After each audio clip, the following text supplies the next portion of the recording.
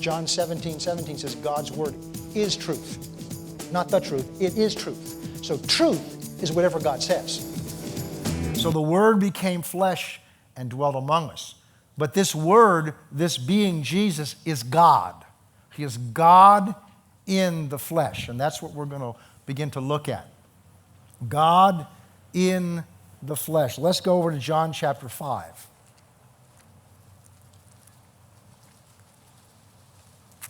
Because as we've talked about in the beginning, almost everybody has an opinion of who Jesus is. Opinions are nice when they're right. But you know, ultimately, your opinion and my opinion doesn't matter. Because each one of us is going to stand before a God who doesn't have opinions. Every tongue, those that believe and those that don't believe, those that accepted him and those that, every tongue is going to declare that Jesus Christ is Lord to the glory of God the Father. In heaven, on earth, and under the earth. There will not be a day for opinions. There will not be a Gallup poll, a Barnard poll, or any other poll, unless they come from Poland.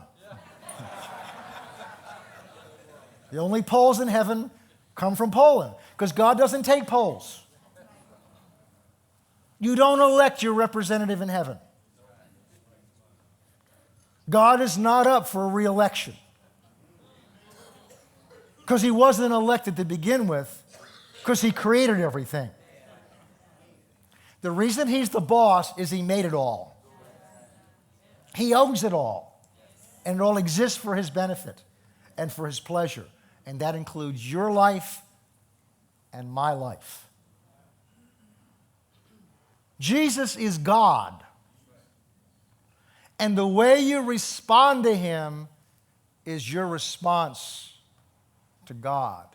And who Jesus is to you is who God is to you. People in the world want to separate Jesus from God, and you can't do that. Other so-called religions try to separate Jesus from God by saying he's not God, but he's a good prophet, he's a good man. And as I've shared with you before, that doesn't fly because he himself said he was God. Which means, how can he be a good man if he lied? He either lied or is a fool. Because he's going around saying he's God. We're going to look at scriptures in a minute. He's going around saying he's God. I mean, you say that to some of your relatives, and what do they think of you? They're not too happy with you. They think you're some nut. But he either is who he says he is, or he's a liar or a fool. He didn't give us another alternative.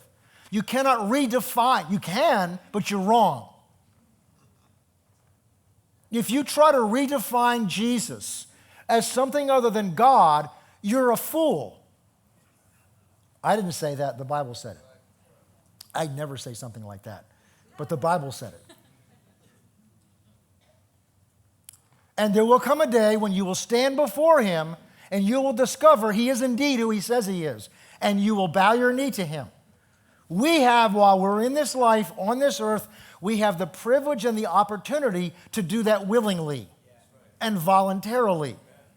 And when we do that, then we become part of his family. In fact, we become joined to him.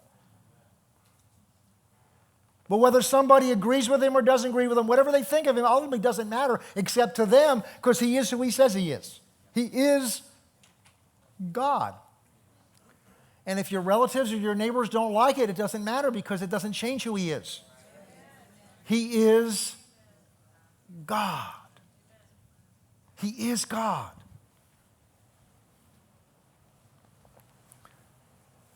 I tell you to go to John chapter 5? Okay, good. I was right. Now, Jesus has just healed a man at the pool of Bethesda. And he made a mistake. He wasn't thinking. He hadn't looked at his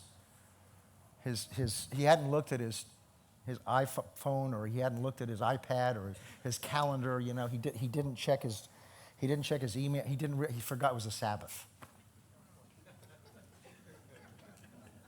How could he do a thing like that? He comes to this pool, which to me is a typical an indication of what religion is like.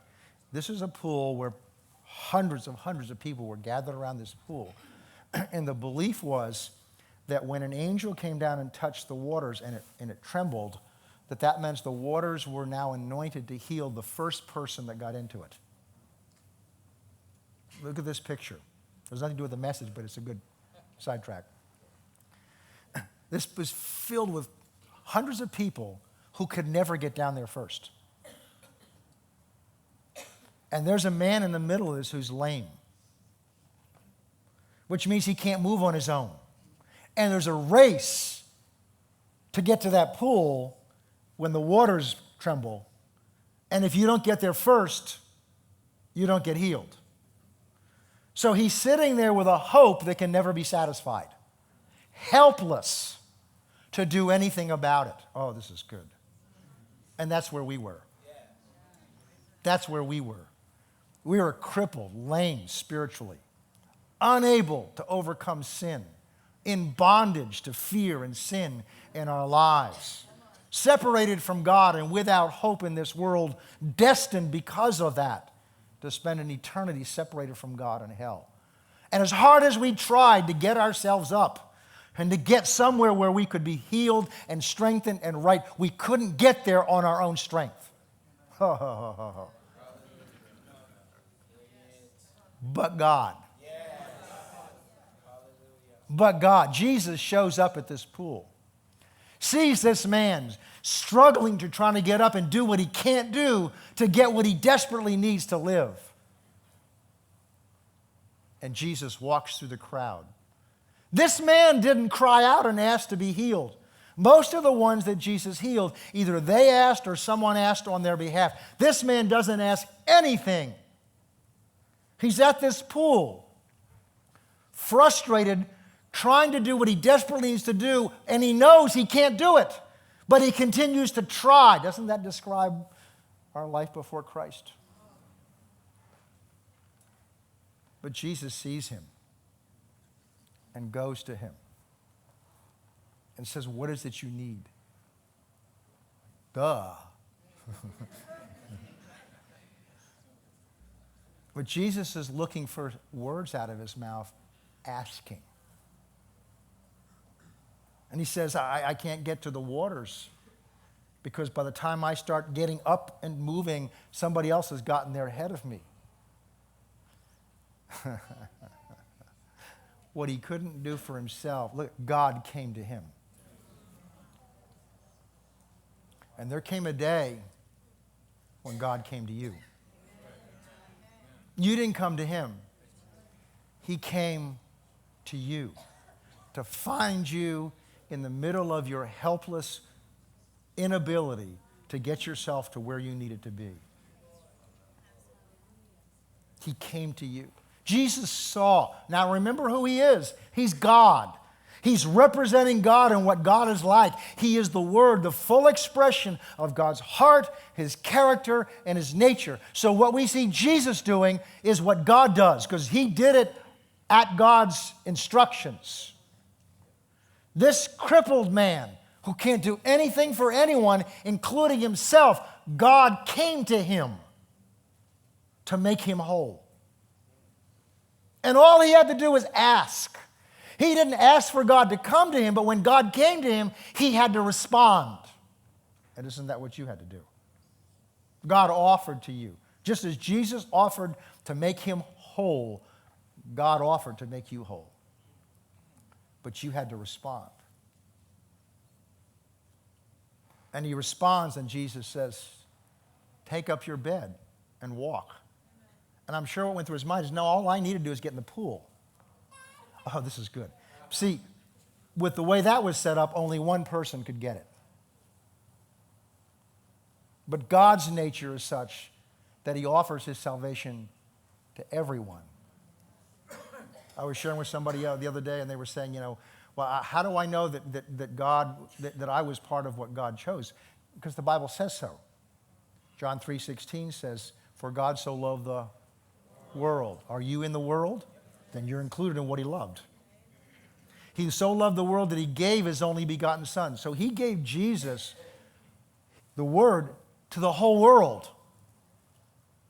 But the other side of that is, but whosoever believeth in him, that's our part. It's our choice. It's an act of our will. Jesus came to this man and said, and asked him what he wanted. The man could have kept his mouth shut. The man could have said, I don't know who you are. I don't want to talk to you. I'm trying to get to that water. The man could have said, okay. But he responded to Jesus' invitation, which is what you did and what I did. And the result is the man was made whole. But Jesus forgot. Forgot. And he did it on the Sabbath. And that was a no-no under the law. There were only certain things you could do on the Sabbath. And that got the religious people very upset because he broke one of the rules. Of course, it's his rule. Because he is God. In fact, at one point he calls himself, I'm the Lord of the Sabbath. And that's happening today. That's happening today. People have established rules of what God requires and what God doesn't require. And those rules are keeping God out. See, if Jesus had obeyed the rule, the man wouldn't have been delivered. But the purpose of the rules was to draw them to him. But he was there. So that's the background to what we're about to read. It was a worthwhile side journey. Verse 16. That's what these first three words are. For this reason. For this reason, the Jews persecuted Jesus and sought to kill him because he'd done these things on the Sabbath. But Jesus answered and said to them, it's about to get worse, my Father has been working until now, and I have been working. Therefore, the Jews sought to all the more to kill him because not only he broke the Sabbath, but he also said that God was his Father. Look at this, making himself equal with God. That's what they thought. They thought he's making himself equal with God. But that's not what's happening at all. He already was equal with God because he was God.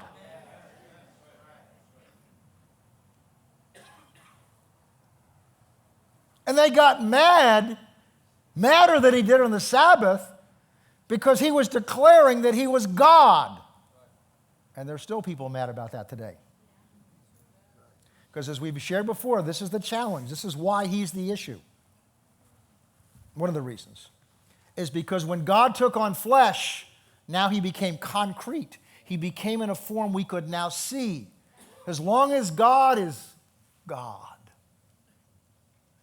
I have my view of who God is. You have your view of what God's like. We all, and we've talked about that last year. We talked about idols.